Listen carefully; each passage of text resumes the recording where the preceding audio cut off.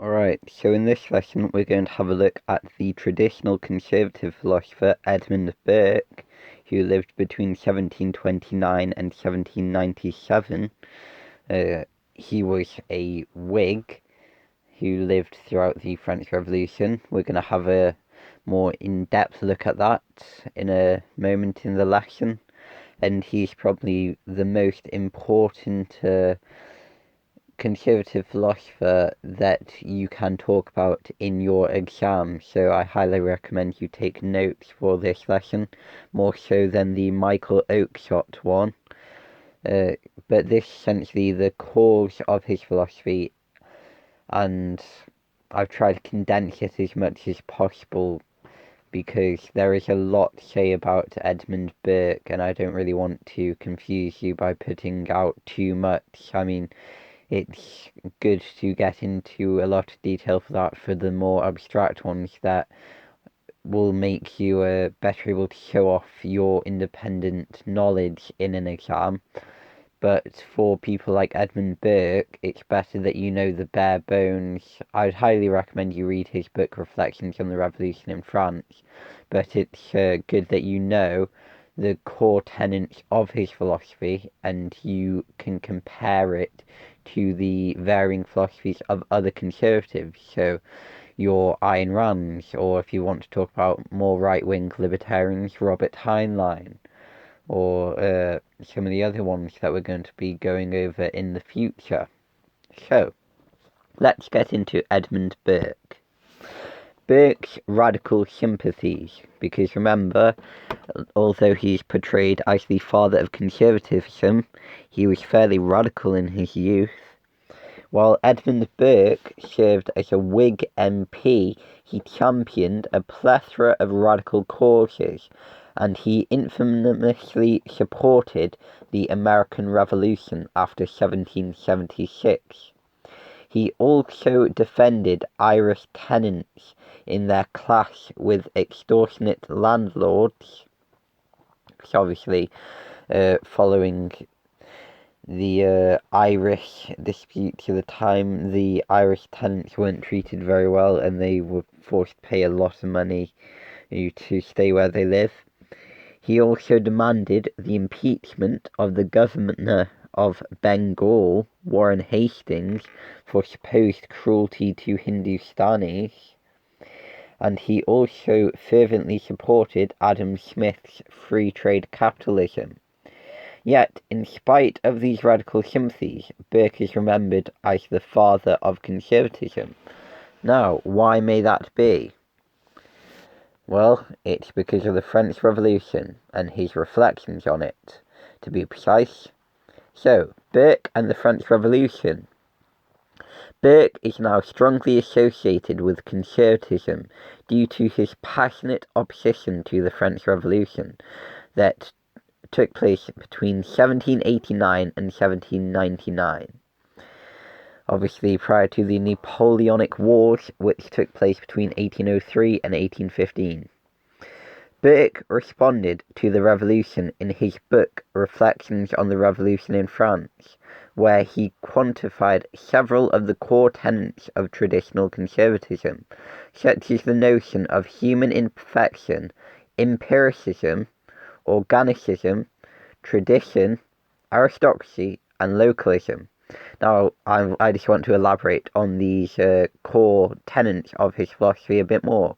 So the idea that human imperfection exists, essentially more of a pessimistic view of human nature, believes that the state and laws are necessary for a human to reach their full potential. They're not good in the state of nature. Empiricism is observing reality and drawing your conclusions from that, using your senses and what you can see. So in conservatism, that's like saying, well, I can see this particular tradition, and it's worked so far. If we get rid of that, we don't know why it worked, so whatever we replace it with may not work, and that'll put us into chaos. So that's a reason why conservatives support preserving tradition, and why they are more of the empirical sciences as opposed to the rationalists, who you would consider more to be like the modern liberals, classical liberals to some extent, because the idea of natural rights is somewhat rationalist, and obviously socialists are very rationalistic. He supported the aristocracy because he believed in natural hierarchies. We'll go a bit more into that when we go over Thomas Hobbes and his idea of localism. Essentially supported the idea that society is a collective of little platoons, which is why Burke supported a kind of, if he was American, he would support the idea of the state government having more power over the federal government, because little platoons, little communities should have their own representation. Burke critiqued the philosophy of the French Revolution, which came from Jean-Jacques Rousseau, for being massively idealistic, and it was destined to fail because it depended upon an optimistic view of human nature, which did not exist. So essentially, Rousseau believed men were born good and corrupted by society, the opposite to the opinion held by Thomas Hobbes. So that pretty much summarizes the difference between Rousseau's optimistic view of human nature and Thomas Hobbes' view of a pessimistic human nature. So, Burke's suspicions about the follies of bringing a political ideal to reality proved prophetic at the beginning of the Reign of Terror. I believe that was 1792. As the dissidents to the French Revolution were purged for not complying to the political dogma of the Revolution. So there you've got your King Louis XVI, Marie Antoinette, and Antoine Lavoisier executed via the guillotine at the hands of Maximilien Robespierre and the Jacobins, whom were desperately trying to apply their political ideal to reality. Now, for political idealists, this is not uncommon. As you know, the communists in Soviet Russia did the exact same thing, line up the distance against the wall and shoot them, and obviously the Nazis did the same thing as well. So, Burke and the basics of traditional conservatism. Burke thus defines the principle that it is integral to all conservative philosophies. Sorry, I read that wrong. Burke thus defined the principle that is integral to all conservative philosophies, and would be used as justification for many of the parliamentary reforms in the 19th century, so the 1832, 1867, and 1884 Reform Acts. This principle was the notion that you must implement gradual change as a means to conserve the status quo. He believed that empiricism and tradition, rather than theory and revolution, were essential to the survival of a thriving society. This is because observations of reality and the conservation of traditions that work as they are is more likely to be good for a society than the implementation of a heavily rationalistic philosophy based on a priori beliefs that may prove false. We elaborate on this in depth on our lesson discussing Michael Oakeshott and his nautical metaphor, which essentially believes that society is like a boat travelling from one dock to the next with no real goal in mind. It's just trying to get through. So I believe this is the last slide. Burke's Organicism and advocacy of decentralization.